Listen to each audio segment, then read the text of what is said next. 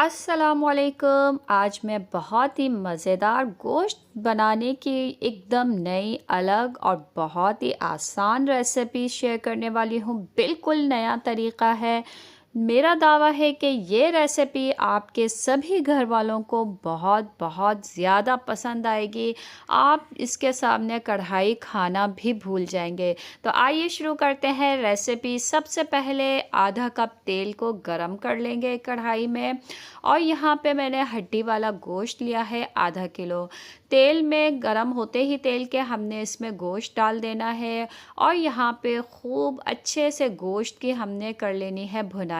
इतनी भुनाई करनी है कि गोश्त से निकलने वाला पानी जो है वो खुश्क हो जाए और गोश्त का कलर जो है चेंज हो जाए। गोश्त का कलर चेंज होने के बाद ये देखिए तेल के साथ भी हमने इसको कुछ मिनट तक गोश्त को जो है तेल के साथ फ्राई कर लिया है कि गोश्त पे जो है हल्का सा गोल्डन सा कलर आना शुरू हो जाए।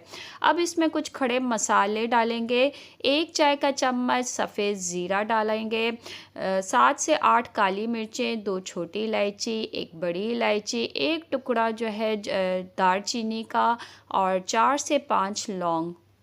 खड़े मसाले डालने के बाद यहाँ पे मैंने 7 से 8 लहसुन की कलियाँ ली हैं और 1 इंच का टुकड़ा अदरक का। इनको हमने ये देखिए मैंने ग्रेट कर लिया है, या आपने कद्दूकश कर लेना है। इसमें अदरक लहसुन का पेस्ट नहीं जाएगा, ग्रेट किया हुआ ही जाएगा, या आप छुरी की मदद से बारीक बारीक इसको काट के डाल सकती हैं। साथ ही इसके यहाँ पे मैंने 2 टमाटर लिए हैं, लाल वाले जूसी टमाटर काट के इसमें डाल देंगे। और हस्बे ज़ायक़ा अब इसमें हमने नमक का इस्तेमाल करना है। 1 चाय का चम्मच मैंने नमक डाला है, आप अपने मुताबिक डाल सकते हैं। 1 खाने का चम्मच भुना कुटा साबुत धनिया डाल देंगे।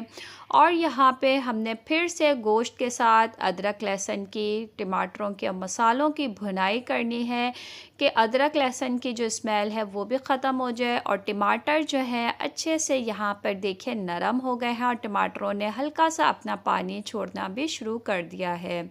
हमने यहाँ पे मुस्तकिल जो है बहुत अच्छे से भुनाई करनी है, मज़ीद 2 मिनट मसालों के साथ। अगर यहाँ पे आपको मेरी रेसिपी पसंद आ रही है, जल्दी से आपने यहाँ पे लाइक का बटन दबाना है, और नए हैं तो चैनल को जल्दी से सब्सक्राइब भी कर दीजिए। अब जो है गोश्त गलाने के लिए यहाँ मैं पानी डाल दूँगी। तो पानी आप अपने हिसाब से देख लीजिएगा कि गोश्त कितने पानी में आपका गल जाएगा। तो यहाँ पे जो है ढक के हल्की आंच पे गोश्त को पकाऊंगी आधा घंटा। गोश्त को हमने मुकम्मल नहीं पकाना है, गोश्त को जो है मैंने 70% तक पकाया है। तो ये देखिए पानी जो है अभी भी इसमें मौजूद है, तेल ऊपर आना शुरू हो गया है।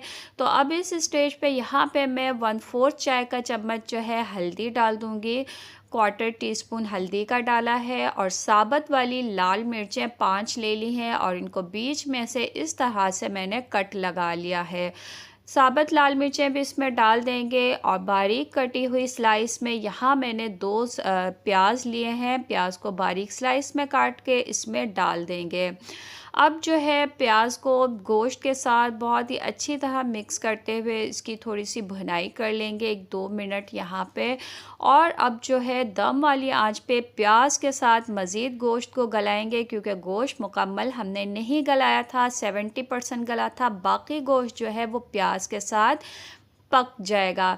तो ये देखिए हमने हल्की दम वाली आंच पे मज़ीद इसको 20 मिनट पकाया। तो प्याज जो है बिल्कुल गल चुकी है गोश्त के साथ, और गोश्त भी जो है हमारा बिल्कुल नरम हो गया है पक के।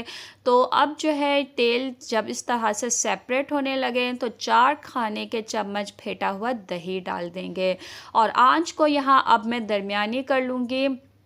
आँच को यहाँ पे दरमियानी कर लीजिए। दरमियानी आँच पे अब यहाँ पे गोश्त की मज़ीद भुनाई करेंगे दही के साथ, कि दही का जो थोड़ा बहुत पानी भी निकले तो वो दरमियानी आँच पे भुनाई से खुश्क हो जाए। अच्छी तरह हमने यहाँ पे गोश्त की भुनाई की कि तेल जो है वो ऊपर आना शुरू हो जाए। अब आखिर में गार्निशिंग के लिए कटा हुआ हरा धनिया और हरी मिर्चें ज़रूर डालिएगा, और मिक्स करके गर्मा गर्म पेश कीजिए। दावा है कि मेरा घर वालों को बहुत पसंद आएगा।